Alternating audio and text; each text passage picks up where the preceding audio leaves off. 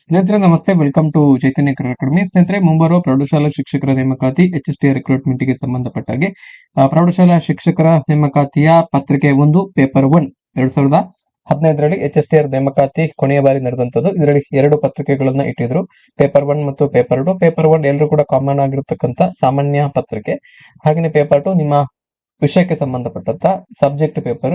So paper 1 ಅಲ್ಲಿ ನಿಮಗೆ mental ಎಬಿಲಿಟಿಗೆ ಸಂಬಂಧಪಟ್ಟಂತ ಪ್ರಶ್ನೆಗಳು ಕೂಡ ಬರ್ತವೆ. ಹಾಗಾಗಿ ಇವತ್ತಿನ ಈ ವಿಡಿಯೋದಲ್ಲಿ ಮೆಂಟಲ್ ಎಬಿಲಿಟಿ ಅಥವಾ ಮಾನಸಿಕ ಸಾಮರ್ಥ್ಯ, mental ability and logical reasoning, ಈ ವಿಷಯಕ್ಕೆ ಸಂಬಂಧಪಟ್ಟಂತಹ ಏನೆಲ್ಲ ಪಠ್ಯಕ್ರಮಗಳನ್ನ ನೀವು ಓದಬೇಕು ಎಲ್ಲವನ್ನು ಕೂಡ ವಿಸ್ತೃತವಾಗಿ ನಾನು ತಿಳಿಸುವಂತ ಪ್ರಯತ್ನವನ್ನ ಮಾಡ್ತೇನೆ.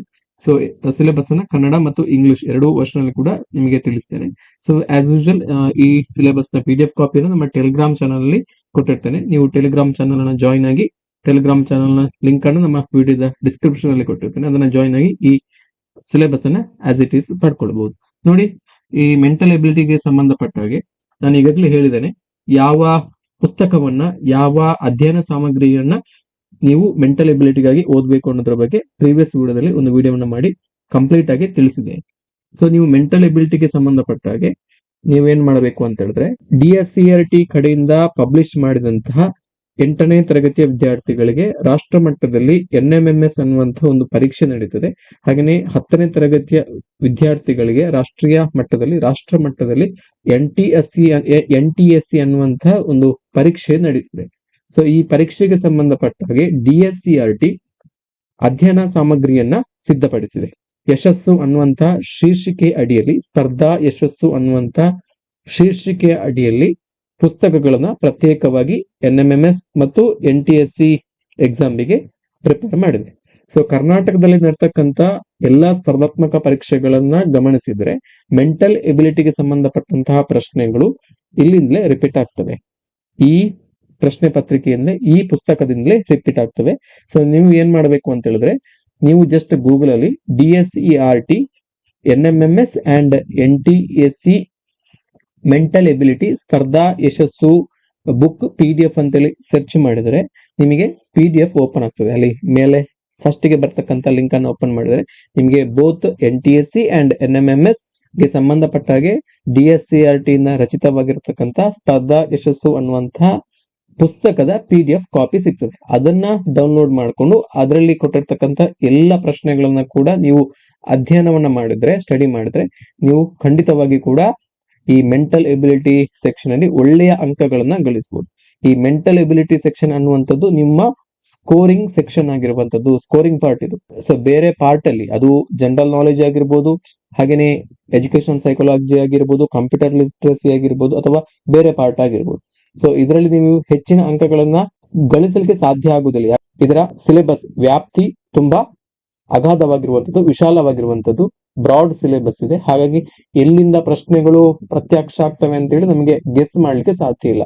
ಸೊ ಆದ್ರೆ ನೀವು ಈ ಮೆಂಟಲ್ ಎಬಿಲಿಟಿಯಲ್ಲಿ ಎಲ್ಲಾ ಬೇಸಿಕ್ ಪರಿಕಲ್ಪನೆಗಳನ್ನ ಕಲ್ತುಕೊಂಡು ಹೋದ್ರೆ, ಈ ಬೇಸಿಕ್ಸ್ ಅಲ್ಲಿ ನೀವು ಸ್ಟ್ರಾಂಗ್ ಆದ್ರೆ, ಕಾನ್ಸೆಪ್ಟ್ ಅನ್ನ ಸ್ಟ್ರಾಂಗ್ ಮಾಡ್ಕೊಂಡ್ರೆ, ನೀವು ಮೆಂಟಲ್ ಎಬಿಲಿಟಿಯಲ್ಲಿ ಯಾವ ಪ್ರಶ್ನೆ ಕೇಳಿದ್ರು ಕೂಡ ನೀವು ಆನ್ಸರ್ ಅನ್ನ ಮಾಡಬಹುದು, ಒಳ್ಳೆಯ ಸ್ಕೋರ್ಗಳನ್ನ ತಗೊಳ್ಬಹುದು ಈ ಮೆಂಟಲ್ ಎಬಿಲಿಟಿಗೆ ಸಂಬಂಧಪಟ್ಟ ಹಾಗೆ. Even arts back ground students ಕೂಡ ಒಳ್ಳೆಯ ಸ್ಕೋರ್ ಅನ್ನ ಈ ಪಾರ್ಟ್ ಅಲ್ಲಿ ಮಾಡಿದವರು ಇದ್ದಾರೆ. ಹಾಗಾಗಿ ನೀವು ಈ ಮೆಂಟಲ್ ಎಬಿಲಿಟಿಗೆ ಸಂಬಂಧಪಟ್ಟಾಗೆ ಒಳ್ಳೆಯ ಸ್ಟಡಿಯನ್ನ ಮಾಡಬೇಕು, ಒಳ್ಳೆಯ ಸೋರ್ಸ್ ಮೆಟೀರಿಯಲ್ ಅನ್ನ ಸ್ಟಡಿ ಮಾಡಬೇಕು. ನಿಮಗೆ ಮೆಂಟಲ್ ಎಬಿಲಿಟಿಗೆ ಸಂಬಂಧಪಟ್ಟಾಗೆ ಹಲವಾರು ವಿಡಿಯೋಗಳು ನಿಮಗೆ ಯೂಟ್ಯೂಬ್ ನಲ್ಲಿ ಸಿಗ್ತವೆ, ಅದನ್ನ ನೋಡಬಹುದು. ನಾನು ಕೂಡ ಮುಂದಿನ ದಿನಗಳಲ್ಲಿ ಮೆಂಟಲ್ ಎಬಿಲಿಟಿಗೆ ಸಂಬಂಧಪಟ್ಟಾಗೆ ನಾನು ಸರಣಿ ತರಗತಿಗಳನ್ನ ಮಾಡ್ಲಿಕ್ಕಿದ್ದೇನೆ. ನೋಡಿ, ಸೀರೀಸ್ ಕಂಪ್ಲೀಷನ್, ಸರಣಿ ಪೂರ್ಣಗೊಳಿಸುವಿಕೆ.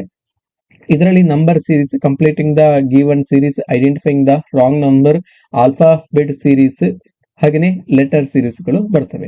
ಸೊ ಸರಣಿ ಪೂರ್ಣಗೊಳಿಸುವಿಕೆ, ಇದರಲ್ಲಿ ನೀಡಲಾದಂತಹ ಸರಣಿಯನ್ನ ಪೂರ್ಣಗೊಳಿಸುವಂತದ್ದು, ಕಂಪ್ಲೀಟಿಂಗ್ ದ ಗಿವನ್ ಸೀರೀಸ್, ತಪ್ಪಾದ ಸಂಖ್ಯೆಯನ್ನು ಗುರುತಿಸುವಂತದ್ದು. ಸೊ ಇದರಲ್ಲಿ ಅಕ್ಷರಮಾಲೆ, ವರ್ಣಮಾಲೆ, ಇಂಗ್ಲಿಷ್ ವರ್ಣಮಾಲೆಯ ಅಕ್ಷರಗಳಿಗೆ ಸಂಬಂಧಪಟ್ಟಾಗೆ ಪ್ರಶ್ನೆಗಳು ಬರ್ತವೆ, ಲೆಟರ್ ಸೀರೀಸ್ ಗೆ ಸಂಬಂಧಪಟ್ಟಾಗೆ. Next coding and decoding. So ಇದರಲ್ಲಿ ಲೆಟರ್ ಕೋಡಿಂಗ್ ಕೂಡ ಬರಬಹುದು, ನಂಬರ್ ಕೋಡಿಂಗ್ ಕೂಡ ಬರಬಹುದು, ಹಾಗೆಯೇ ಕೆಲವೊಂದಿಷ್ಟು ಸಬ್ಸ್ಟಿಟ್ಯೂಷನ್ಸ್ ಗಳು, mixed letter coding, mixed number codings ಗಳು ಬರಬಹುದು, ಲೆಟರ್ ಅಂಡ್ ನಂಬರ್ ಈ ತರ ಮಿಕ್ಸ್ಡ್ ಕೋಡಿಂಗ್ ಕೂಡ ಬರಬಹುದು. So next blood relations, relation puzzle, coded relations, ಸಂಬಂಧಗಳಿಗೆ ಸಂಬಂಧಪಟ್ಟ ಹಾಗೆ ನಿಮಗೆ ಪ್ರಶ್ನೆಗಳು ಬರುವಂತ ಸಾಧ್ಯತೆ ಇದೆ. ಸೊ ಹಾಗೇನೆ ನೆಕ್ಸ್ಟ್ ದಿಕ್ಕುಗಳ ಜ್ಞಾನದ ಪರೀಕ್ಷೆ, ಡೈರೆಕ್ಷನ್ ಸೆನ್ಸ್ ಟೆಸ್ಟ್. ಇದರಲ್ಲಿ ಸಿಚುಯೇಷನ್ ಆನ್ ಆಂಗಲ್ಸ್, ಡೈರೆಕ್ಷನ್ಸ್, ಇದಕ್ಕೆ ಸಂಬಂಧಪಟ್ಟಂತ ಪ್ರಶ್ನೆಗಳು. ಹಾಗೇನೆ ಸಿಚುಯೇಷನ್ ಆನ್ ಪೈಥಾಗೊರಸ್ ಥಿಯರಂ, ಪೈಥಾಗೊರಸ್ನ ಪ್ರಮೇಯದ ಆಧಾರದಲ್ಲಿ ಪರಿಹರಿಸಬಹುದಾದಂತಹ ಸಮಸ್ಯೆಗಳನ್ನ, ಅನ್ವಯಿಕ ಸಮಸ್ಯೆಗಳನ್ನ ಕೇಳಬಹುದು. ಸೊ ಹಾಗೇನೆ ranking in a row or column, ಇದರ ಬಗ್ಗೆ ಕೂಡ ಪ್ರಶ್ನೆಗಳು ನಿಮಗೆ ಬರ್ಬೋದು. ಇದಕ್ಕೆ ಸಂಬಂಧಪಟ್ಟಂತಹ ಪ್ರಶ್ನೆಗಳನ್ನು ಕೂಡ ನೀವು ಪ್ರಾಕ್ಟೀಸ್ ಮಾಡಬೇಕು. And logical when diagrams, when diagram ಅನ್ನ ಕೊಟ್ಟು ಆ ವೆನ್ ಡಯಾಗ್ರಾಮ್ ಅನ್ನ ಸಾಲ್ವ್ ಮಾಡುವಂತದ್ದು, ಇದಕ್ಕೆ ಸಂಬಂಧಪಟ್ಟ ಹಾಗೆ. ಅಂಡ್ ಇಂಟರ್ಸೆಕ್ಟಿಂಗ್ ಫಿಗರ್ಸ್ ಗಳನ್ನ ಕೂಡ ಕೊಡಬಹುದು. ಅದನ್ನ ಸಾಲ್ವ್ ಮಾಡಿ ನಂಬರ್ ಆಫ್ ಪರ್ಸನ್ಸ್ ಎಲ್ಲ ಕ್ಯಾಲ್ಕುಲೇಟ್ ಮಾಡುವಂತಹ ಪ್ರಾಬ್ಲಮ್ಸ್ ಗಳು ಇದರಲ್ಲಿ ಬರ್ತವೆ. ಇದನ್ನು ಕೂಡ ನೋಡ್ಕೊಳ್ಬೇಕು, ಕರೆಕ್ಟ್ ಆಗಿ ನೋಡ್ಕೊಳ್ಬೇಕು. ಅಂಡ್ ಆಲ್ಫಾಬೆಟ್ ಟೆಸ್ಟ್, ಇದರಲ್ಲಿ alphabetical order of words and letter word problems ಗಳು ಬರಬಹುದು. ಅಕ್ಷರಮಾಲೆಯ ಬಗ್ಗೆ, ಇಂಗ್ಲಿಷ್ ವರ್ಣಮಾಲೆಯ ಏನು 26 ಲೆಟರ್ಗಳಿದಾವೆ ಅದರ ಆಧಾರದಲ್ಲಿ ಪ್ರಶ್ನೆಗಳು ಬರುವಂತದ್ದು. ಸೊ ನೆಕ್ಸ್ಟ್ ಗಣಿತದ ಕ್ರಿಯೆಗಳು, ಗಣಿತದ ಮೂಲಭೂತ ಕ್ರಿಯೆಗಳು, fundamental operations, addition, subtraction, multiplication, division. So BODMAS ನಿಯಮದ ಪ್ರಕಾರ ಕೊಟ್ಟಿರತಕ್ಕಂತ ಸಮಸ್ಯೆಯನ್ನ ಸರಳೀಕರಣಗೊಳಿಸುವಂಥದ್ದು, ಸಿಂಪ್ಲಿಫಿಕೇಶನ್ ಮಾಡುವಂಥದ್ದು, ಇಂಥದ್ದೆಲ್ಲ ಪ್ರಾಬ್ಲಮ್ಸ್ ಗಳು ನಿಮಗೆ ಬರುವಂತ ಸಾಧ್ಯತೆ ಇದೆ. ಹಾಗೇನೆ ನೆಕ್ಸ್ಟ್ ಅಂಕಗಣಿತದ ತಾರ್ಕಿಕತೆ, ಅರಿಥ್ಮೆಟಿಕಲ್ ರೀಸನಿಂಗ್ ಗೆ ಸಂಬಂಧಪಟ್ಟ ಹಾಗೆ, ವಯಸ್ಸಿಗೆ ಸಂಬಂಧಪಟ್ಟಂತಹ ಪ್ರಶ್ನೆಗಳು, ತಂದೆಯ ವಯಸ್ಸು ಮತ್ತು ಮಗನ ವಯಸ್ಸಿಗೆ ಸಂಬಂಧಪಟ್ಟ ಹಾಗೆ, ಇಂತಹ ಪ್ರಶ್ನೆಗಳು ನಾನು ಎಕ್ಸಾಂಪಲ್ ಕೊಟ್ಟದಷ್ಟೇ. ಹಾಗೇನೆ ನೆಕ್ಸ್ಟ್ ವೆನ್ ಚಿತ್ರಗಳು, ಈಗಾಗಲೇ ಹೇಳಿದ್ದೇನೆ. ಅನುಪಾತ ಮತ್ತು ಸಮಾನುಪಾತ, ರೇಷಿಯೋ ಅಂಡ್ ಪ್ರಪೋರ್ಷನ್ಸ್, ಕ್ರಮಯೋಜನೆ ಮತ್ತು ವಿಕಲ್ಪ, permutations and combination, and calendar ಗೆ ಸಂಬಂಧಪಟ್ಟಂತಹ ಪ್ರಶ್ನೆಗಳು ಬರ್ಬೋದು. ದಿನಾಂಕಕ್ಕೆ ಸಂಬಂಧಪಟ್ಟ ಹಾಗೆ ಕ್ಯಾಲೆಂಡರ್ ಪ್ರಾಬ್ಲಮ್ಸ್ ಗಳು ಬರ್ಬೋದು. ಹಾಗೆಯೇ ಸ್ಪೇಷಿಯಲ್ ವಿಜುವಲೈಸೇಷನ್, ಇದರಲ್ಲಿ ಡೈಸ್ ಗೆ ಸಂಬಂಧಪಟ್ಟ ಹಾಗೆ, ದಾಳಕ್ಕೆ ಸಂಬಂಧಪಟ್ಟಂತಹ ಪ್ರಶ್ನೆಗಳು. ಹಾಗೆಯೇ ಪೇಪರ್ ಫೋಲ್ಡಿಂಗ್, ಒಂದು ಕಾಗದವನ್ನ ಮಡಿಸಿ ಫೋಲ್ಡ್ ಮಾಡಿ ಅಲ್ಲಿ ಬರ್ತಕ್ಕಂತ ಆಕೃತಿಗಳನ್ನ ಕೇಳಬಹುದು. ಹಾಗೆಯೇ ಪೇಪರ್ ಕಟಿಂಗ್ ಸೇಮ್ ಇದು. Next identifying the number of geometrical figures, ಒಂದು ಆಕೃತಿಯನ್ನ ಕೊಟ್ಟು ಅಲ್ಲಿರ್ತಕ್ಕಂತ ತ್ರಿಭುಜ ಆಗಿರ್ಬೋದು, ಚೌಕ ಆಗಿರ್ಬೋದು, ಅಥವಾ ಆಯತಗಳನ್ನ ಲೆಕ್ಕ ಹಾಕುವಂಥದ್ದು, ಕೌಂಟ್ ಮಾಡುವಂಥದ್ದು, ಇದರ ಬಗ್ಗೆ ಎಲ್ಲ ಪ್ರಶ್ನೆಗಳು ಬರಬಹುದು. ಇದಕ್ಕೆ ಹಲವಾರು ಶಾರ್ಟ್ ಕಟ್ ಮೆಥಡ್ಸ್ ಗಳು ಕೂಡ ಇದಾವೆ. ಸೊ ಮೆಂಟಲ್ ಎಬಿಲಿಟಿಗೆ ಸಂಬಂಧಪಟ್ಟಂತಹ ಪ್ರಶ್ನೆಗಳನ್ನ, ಎಲ್ಲ ಪ್ರಶ್ನೆಗಳನ್ನ ನೀವು ಟ್ರೈ ಮಾಡಿದ್ರೆ ಸಾಲ್ವ್ ಮಾಡಬಹುದು, ಬಟ್ ಅದು ಹೆಚ್ಚಿನ ಸಮಯವನ್ನ ತೆಗೆದುಕೊಳ್ಳುತ್ತೆ. ಸೊ ನಮಗೆ ಸ್ಪರ್ಧಾತ್ಮಕ ಪರೀಕ್ಷೆಯಲ್ಲಿ ಕನಿಷ್ಠ ಸಮಯದಲ್ಲಿ ಗರಿಷ್ಠ ಪ್ರಶ್ನೆಗಳನ್ನ ನಾವು ಸಾಲ್ವ್ ಮಾಡಿ ಆನ್ಸರ್ ಅನ್ನ ಮಾಡಬೇಕಾಗಿರೋದ್ರಿಂದ, ಸೊ ಇದಕ್ಕೆ ನಾವು ಶಾರ್ಟ್ ಕಟ್ ಮೆಥಡ್ಸ್ ಗಳನ್ನ ಹುಡುಕ್ಬೇಕು. ಎಲ್ಲಾ ಪ್ರಶ್ನೆಗಳನ್ನ ಸಾಲ್ವ್ ಮಾಡ್ಲಿಕ್ಕೆ ಕೂಡ ಶಾರ್ಟ್ ಕಟ್ ಮೆಥಡ್ಸ್ ಗಳಂತೇಳಿ ಇರ್ತವೆ. ಅದನ್ನ ಹುಡುಕಿ ಇದಕ್ಕೆಲ್ಲ ಆನ್ಸರ್ ಅನ್ನ ನಾವು ಫೈಂಡ್ ಔಟ್ ಮಾಡಬಹುದು. ಎಲ್ಲವನ್ನು ಕೂಡ ನೋಡ್ಕೊಳ್ಳಿ ಶಾರ್ಟ್ ಕಟ್ ಮೆಥಡ್ಸ್ ಗಳನ್ನ. ಅಂಡ್ ಎನಾಲಜಿ, ಹೋಲಿಕೆಗಳು, ನಂಬರ್ಸ್, ವರ್ಡ್ ಕೋಡ್, ಇದೆಲ್ಲ ಬರಬಹುದು. Next inserting missing character, numbers in figures and their relationships, ಇಂಥದ್ದೆಲ್ಲ ಪ್ರಶ್ನೆಗಳು ಬರಬಹುದು. ನೆಕ್ಸ್ಟ್ ಲಾಜಿಕಲ್ ರೀಸನಿಂಗ್, ತಾರ್ಕಿಕ ಸಾಮರ್ಥ್ಯಕ್ಕೆ ಸಂಬಂಧಪಟ್ಟಂತ ಪ್ರಶ್ನೆಗಳು ಬರಬಹುದು. ಸೊ ಇವಿಷ್ಟು ನೀವು ಮೆಂಟಲ್ ಎಬಿಲಿಟಿಗೆ ಸಂಬಂಧಪಟ್ಟಾಗೆ ಕವರ್ ಮಾಡಬೇಕು. ಇದರಲ್ಲಿ ಆಲ್ಮೋಸ್ಟ್ ಎಲ್ಲ ಕಾನ್ಸೆಪ್ಟ್ ಗಳನ್ನ ಕೂಡ ಕೊಟ್ಟಿದ್ದಾರೆ. ಸೊ ಅದಕ್ಕೆ ಸಂಬಂಧಪಟ್ಟಂತ ಪ್ರಾಬ್ಲಮ್ಸ್ ಗಳನ್ನ ಅತಿ ಹೆಚ್ಚು ಪ್ರಾಕ್ಟೀಸ್ ಮಾಡಬೇಕು. ಮೆಂಟಲ್ ಎಬಿಲಿಟಿಗೆ ಬೇಕಾಗುವಂತದ್ದು ಪ್ರಾಕ್ಟೀಸ್ ಕನ್ಸಿಸ್ಟೆಂಟ್ ಆಗಿರಬೇಕು, ನಿರಂತರವಾಗಿರಬೇಕು. And revision is also very very important.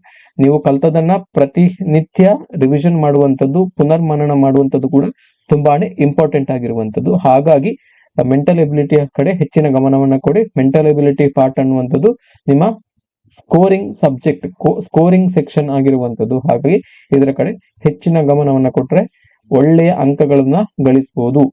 Arts back ground ಇರ್ತಕ್ಕಂಥ ಅಭ್ಯರ್ಥಿಗಳು ಕೂಡ ಒಳ್ಳೆಯ ಅಂಕಗಳನ್ನ ಗಳಿಸಬಹುದು. ಸೈನ್ಸ್ ಬ್ಯಾಕ್ ಗ್ರೌಂಡ್ ಇರ್ತಕ್ಕಂಥ ಅಭ್ಯರ್ಥಿಗಳು ಕೂಡ ಒಳ್ಳೆಯ ಅಂಕಗಳನ್ನ ಗಳಿಸಬಹುದು. ಸೊ ಎಷ್ಟು ಮೆಂಟಲ್ ಎಬಿಲಿಟಿಗೆ ಸಂಬಂಧಪಟ್ಟಂತ ಸಿಲೆಬಸ್ ನಮಗೆ. ಇದ್ರ ಬಗ್ಗೆ ನಿಮ್ಗೆ ಏನೇ ಡೌಟ್ಸ್ ಗಳು, ಕ್ಲಾರಿಫಿಕೇಶನ್ಸ್ ಗಳು ಬೇಕಿದ್ರು ಕೂಡ ನಮ್ಮ ವಿಡಿಯೋದ ಕಮೆಂಟ್ ಸೆಕ್ಷನ್ ಅಲ್ಲಿ ಕಮೆಂಟ್ ಅನ್ನು ಮಾಡಬಹುದು. Thank you. ನಮಸ್ತೆ.